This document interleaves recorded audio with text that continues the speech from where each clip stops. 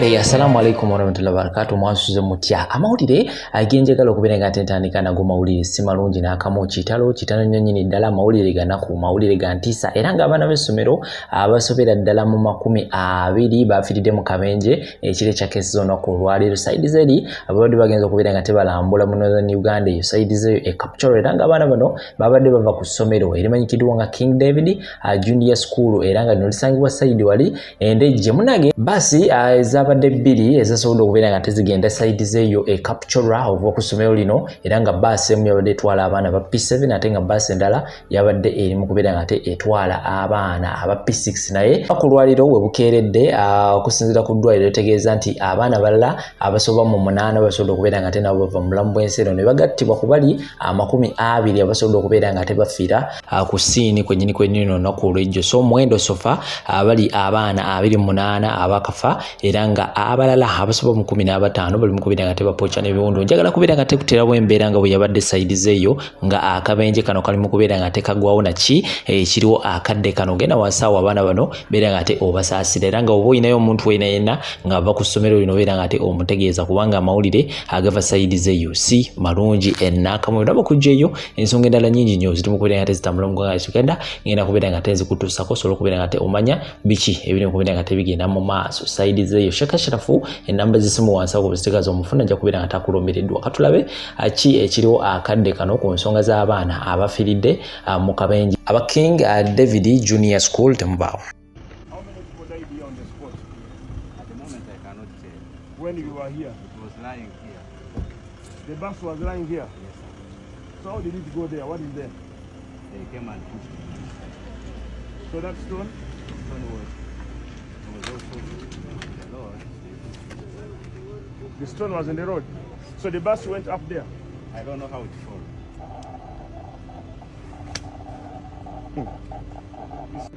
Hello? Nyabo? Abaana babadde ba class ki? P7 ne P6. Omwana amanya ge yaani? Sokuja Gabriel. Ne Sozi William P6. Okay. Eno basi eno boka. So aba P6 bali mwede ndala? Okay. Aba P6 bali mukubo bajja? Yes, sir. Kujjako aba P7 basi yabwe yefunye ekizibu. Kati aba P7 tujja kumanya ekituufu nga nvudde mu ng'ongenze erigye abafudde gye babatute e Capture naye bwe tugenda kati ntuuse ku basi wefunidde accident wendi ntuuseewo ku basi era nebyeko n'abaana abamu abali mu ddwaliro tulinayo mu ddwaliro tulinayo nga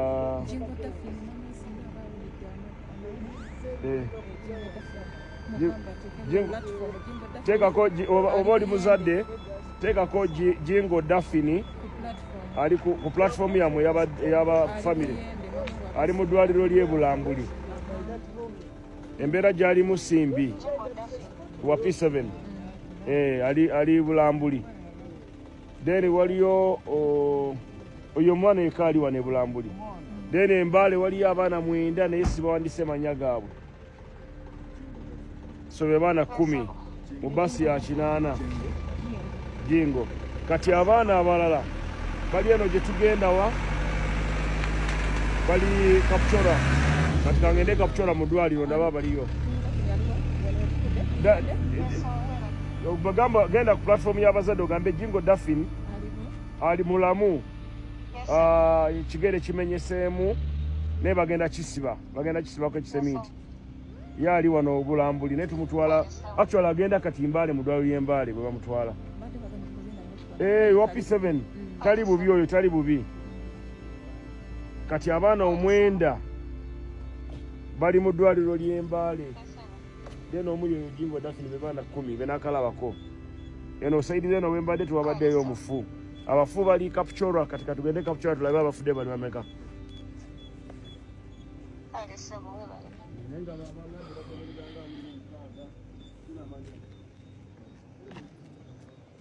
motoka eri mu maaso bannange tuli wano awa budde akabenje Kaserema Let's go there and see. On the right, eh? Yeah. Omwana Muitani? On the left? Yes, on the left. I said on the right. No, Mulala. The next center.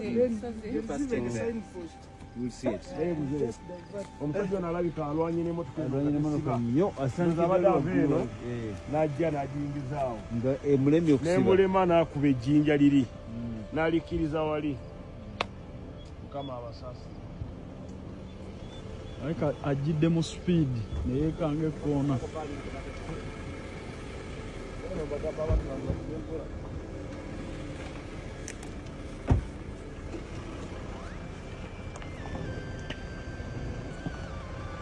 tutegeezeddwako nti abamu ku baana ababadde mu bbaasi ekoze akabenje kapicholwa baleeteddwa mu ddwaliro lino era minisita atuuseewo okulaba embeera mwe bali. Bannange mawulire si malungi, musabire abaana. They are all here? How many are here? Eh? Then others are where? For Kapchora?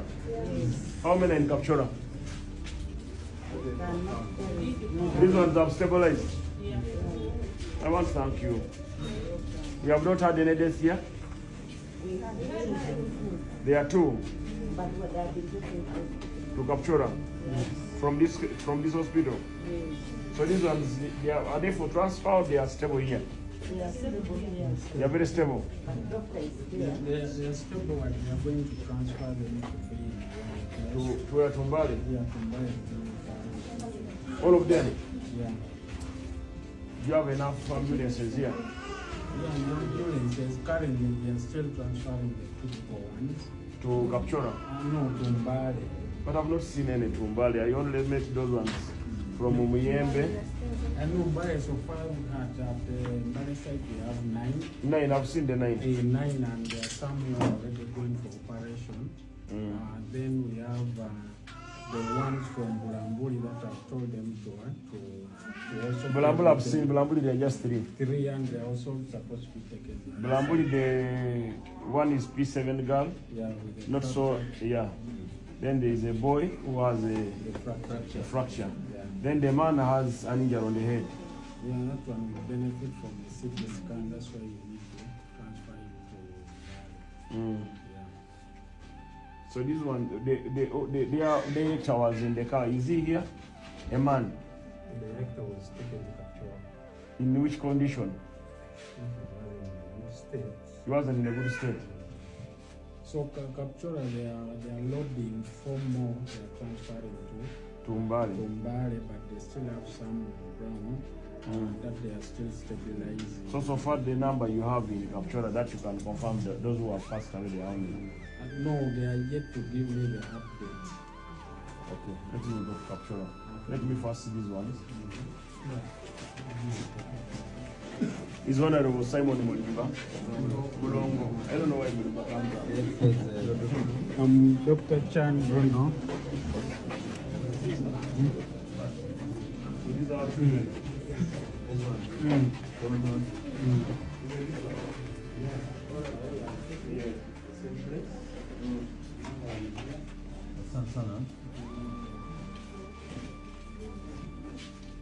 You rest, young man. So this one is the Indian way. Okay, minimum. You're the trainer. You're in charge. Dr. Chen. Then you can tell for you that I'm here with this man. Yes, son. The one? I know, it's terrible. But thank you very much. So,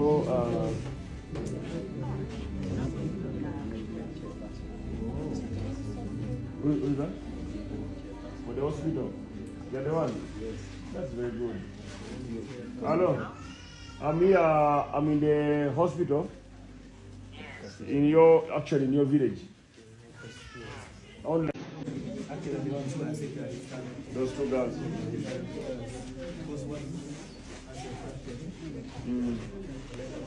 You know they are all P7 girls.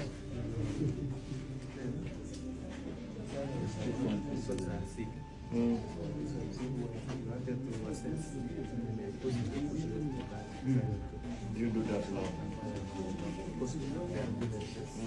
I've seen 2 ambulances. Take those one immediately.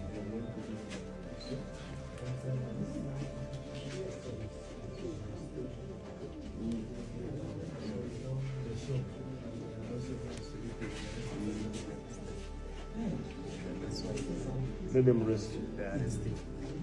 Wanted to let them rest. Let tomorrow. So these 2 you want to take to Mbale now or do it now? For us as the regional team, as the regional emergency coordinator, survey and so Thank you. when that thing happened, we were alerted and we had to respond. So Actually, it has been a multiple team which has come to the rescue. So now let us go to Kapchora. Let us go to Kapchora and see those and then Kapchora. But I went on the way from Mbara, I will see you pass by. On the way from Kapchora. How many kilometers from here to Kapchora? 20. Let's go to Kapchora. Now these youngsters, take them to Mbara. Yeah, we shall meet in Mbara. But I want to thank all the doctors. And the community. The community, thank you very much. They must have. Actually, there have been nurses. They have rescued nurses. So the manpower, they have also had. We just found some 2 ladies coming from here. Actually, the nurses you see. They are from the community. Oh. How about the sugar? That's the sister of the director. Let's go and see the director how he is.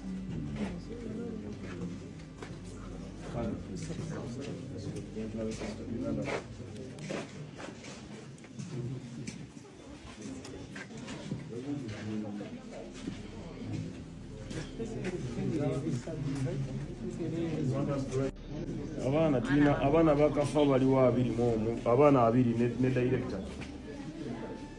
Kuba director afudde muzeeyi taddeewo. Kati mulinako Kiyimba, Nakaweesi, Lwakisira,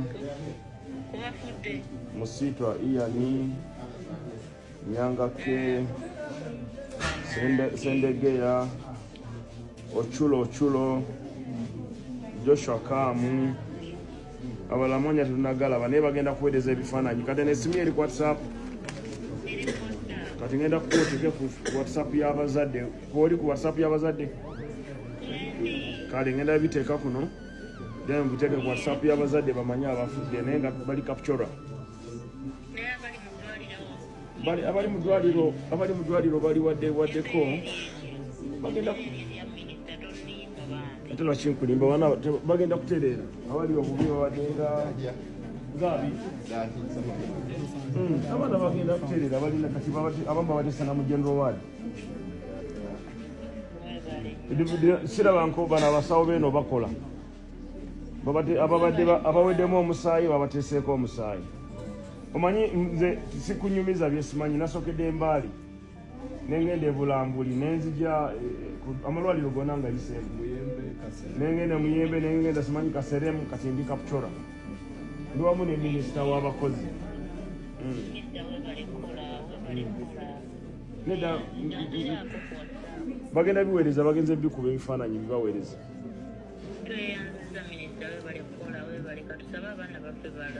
Bajja kulama abasawo bakola kye basobola. Abali obubi Nakawuki ndowooza. Have you seen Nakawuki? Nakawuki is the name of a girl. Yeah. The other 2 wards. In the ward. You saw the name? We have few girls here. We have only Some 2 girls are here and then majority at the other side. Because Can you find out Nakawuchi? Who are these ones? Who are the 2 here? Just after here, the next 2. Here there are 18 in total. I'm saying the names here. This one is we Alip. have Jemima here. This one is Alipke.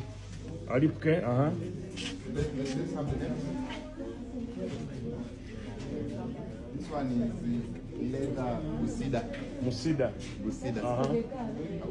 Bring the file. Kaba? Israel. Israel. don't know. This one is married. You get the tights. But can you read the name on that thing? Put on gloves and read the name on the t-shirt. Yeah, that's what I'm saying. No, I've known why we should only brand t-shirt. Now my t-shirt, no one should blame me that I put on one t-shirt. No, everyone will say that man, I know him. When you plan more than one. So look for the girl called Nakauchi. Nakauchi P6.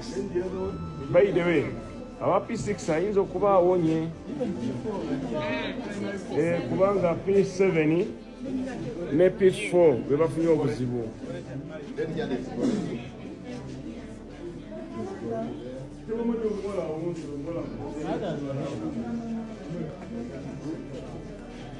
Tukyalindiridde okulaba amawulire agana bagavuddeyo. Nsaba twekuumireko oyongere okuba ng'otugoberera mu kiro ekinakeesa olunaku olw'enkya kye tulimu essaawa zino. Olwedde tuyingidde olunaku olulala, olwedde tulimu ssaawa 6 ez'ekiro, ndowooza tugendamu mu 7 ez'ekiro. So mu mbeera eyo tukyalindiridde okulaba embeera nga bwegenda okuba ng'ebeera, naye abazadde bo bakyali mu kifo kino. Taata, njagala kubuuzeeko, kankubuuzeeko taata, nga bitala ate nga bizze bubi. Munaye bizze bubi. Amanya nze Saalongo Habert Sempaka nga ndi mukulembeze mu kitundu kino naddala ekya Lufuka Sel. Munnange amawulire tugafunye akawungeezi ka leero ne tuwulira nti abaana bafudde. Kakati tuli wano tulindirira tulabe kiki ekigenda mu maaso. Tuli wano ne DPC abadde alinda muzindaalo omunene abeeko kyatubuulira kuba mubuuziza osobola okucommunicatinga n'abali eri ku siini. N'agamba nti ba communicatinga nabo, naye ayagala afune omuzindaalo gulina loud speaker asobole okutubuulira kiki ekigenda mu maaso. Sofa ku byakawulirako abaana nga bameka bayinza okuba baliguzeemu obulamu? Siyinza kuwa specific gundi kuba batugambye nti twasoose okuwulira 28 ate nabo bawa gwempulidde ayogera awo nti abaana kati baweza 46 abakafiiramu. Ne tuwulira nti director naye afudde, ne tuwulira nti n'abasomesa abamu bafudde. Naye kakati okugamba okuwa omuwendo omutuufu mu kiseera kino nti abantu bali bwe bati mba nkulimbye. Tulindirire naffe ebiva tulindirire ebifaayo, naddala tulindirira singa wabaawo atuwa kuba abazadde bonna bali wano buli omu ayogera kiki, buli omu ayogera kiki, okuggyako ebifaananyi bye tufunye ebiva ku siini, kuba tufunye ku bifaananyi ng'abaana baaziirana, naye kwegamba ffenna tulinda. Ng'omukulembeze ekikangabwa kino mu kitundu kyo kitegeeza ki? Ekikangabwa ky'amaanyi nnyo era twewuunya kiki ekigudde mu masomero ennaku zino. Liri lyakafuna obuzibu neddala kakati ate n'eryaffe wano mu kitundu kino kibi nnyo. Era siyinza kwegana ebigambo kati nina bitono kubanga abazadde bangi bonna ab'omu kitundu kino abalina abaana. Eri abagoba b'ebidduka bino ebitwala abaana ddala mu trips ng'ezo, mwe muli bakulembeze eddoboozi liwulikika, bubwaka ki bwe muyinza obba kuba akabubenje bususe naye buli kimu bagamba nti omugoba w'emmotoka. Anti kakali akabenje kasinziira ku bintu nga 3. Kasinziira ku mmotoka yennyini, ne kasinziira ku mugoba, ne kasinziira ne ku bantu bennyini ababa batwalibwa. Abatwalibwa bennyini nabo bayinza okugaa giwa omuliro yongeza sipiidi tutweko. Edda lwalingawo n'enjogera egamba nti okulwa mu kkubo tunaalwa emulago. Kugamba oli avuga n'atabaamu kirowoozo kigamba nti ddala bano bye baŋŋamba era bye mba nkola. N'olwekyo ebintu ebisatu, abantu abasatu abo bitera okuleeta ki? Obubenje.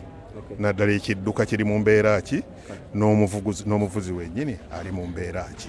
Butereeva batulaba ku essaawa zino embeera bwete bweri. We are live on TV. Let me sign out. Yes, we are live. Yeah, let me. You stop. Abalungi abatuuliriza era abatulaba olunaku olwaleero tukyaddeko ewa Sheikh Asiraf Dembe. Sebo sanyusa okubalaba amannya agange Seeka Asiraf Dembe akola ku bizibu by'enjawulo. Omuntu singa aba alina ebirwadde musomereddwa tumuwa amazzi ga lukuya nga bw'obadde ogalaba tugenda abantu ku kyoto ne twokya emizimu emibi egibabaamu n'okulomba edduwa. Abantu singa abeera ng'ali wano atuuse sobola okumulombera edduwa ne waba atatuuse nga mpadde amannya ge naye ng'ali wala. Neetaaze enamba yange yeeno eri 0701763711. Nammwe bannyinaffe abali ebweru oyagala okuba nti oyagala okulombera ku dduwa ng'olina ebizibu viza zibuze amaka gakolongotana sente zikola zimpita mu ngalo ojja kumpeereza ekifaananyi kyo n'amannya go ebyo byokka bijja kummala nja kukulombera edduwa ojja kutereera. Olunaku olusembayo mu mwezi mba n'edduwa eyawamu ffenna n'abalwadde bange abakadde n'abapya. Salaamu alaikum warahmatullahi wabarakatuh.